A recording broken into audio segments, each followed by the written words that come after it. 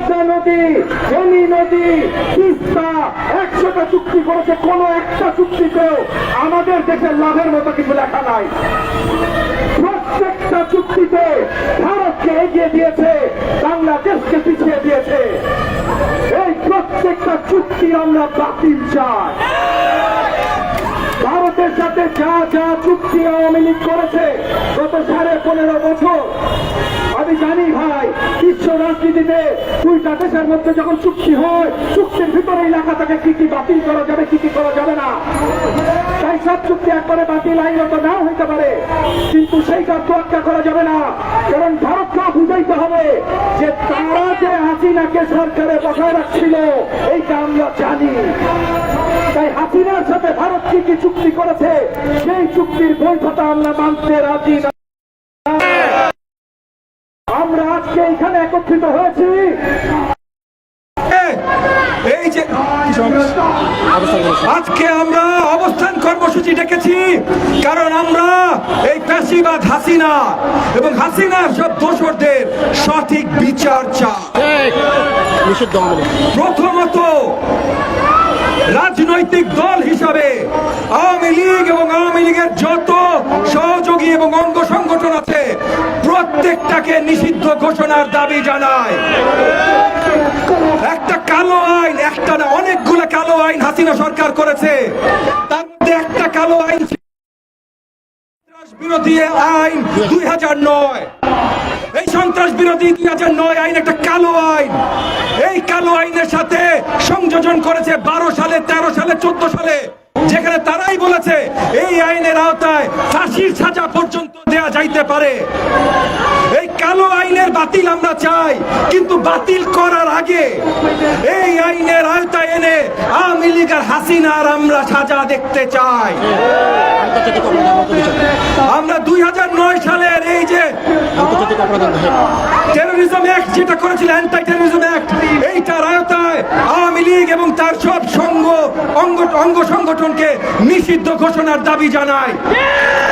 প্রয়োজনে জাতীয়তাবাদী গণতান্ত্রিক আন্দোলন এনডিএম বাংলাদেশের কোর্টের কাছে যায় দাঁড়াবে, কিন্তু এইটা বাস্তবায়ন হইতে হবে।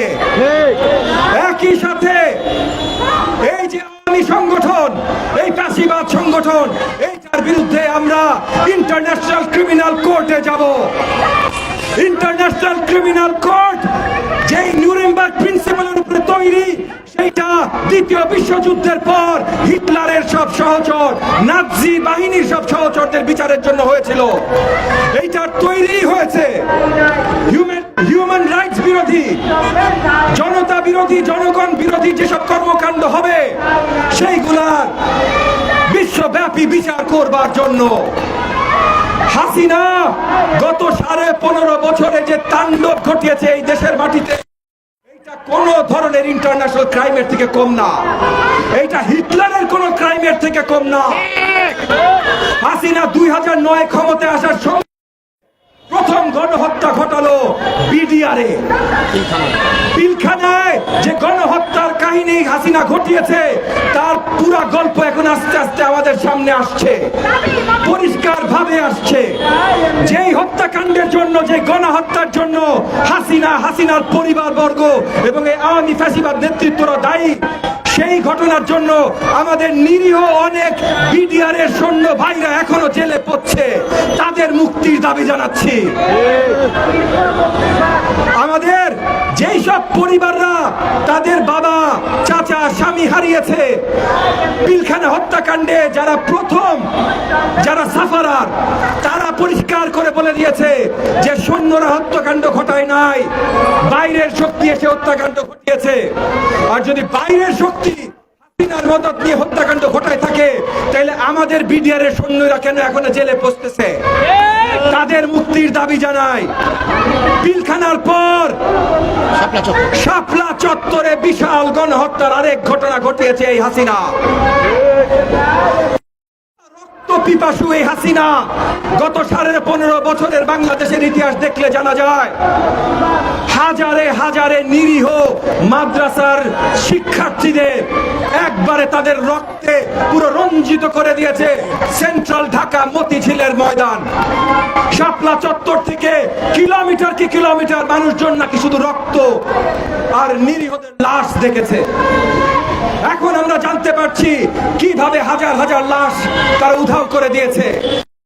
বাহিনী সহযোগিতা করেছে, কোন কোন বাহিনীর সহযোগিতা নিয়েছে, এদের সবাইকে বিচারের আওতায় আনতে হবে। একই সাথে 15.5 বছর ধরে আয়না ঘরের মতো জায়গা চালিয়েছে তারা।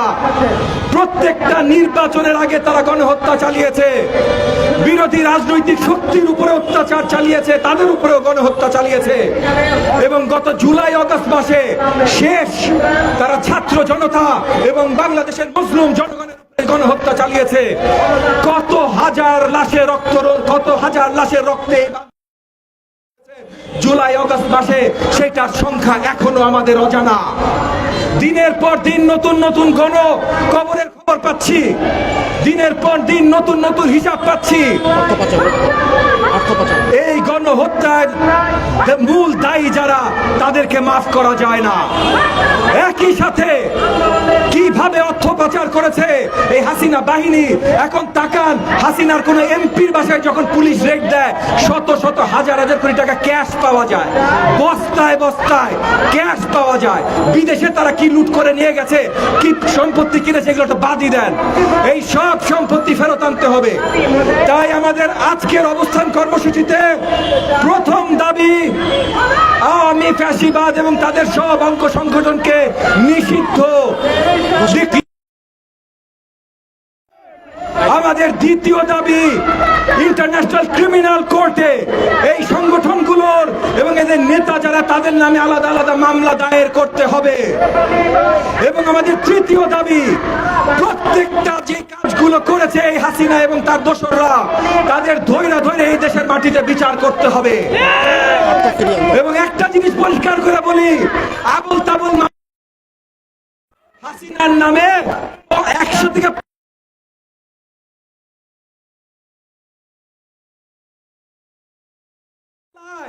ভারতের সাথে বাংলাদেশের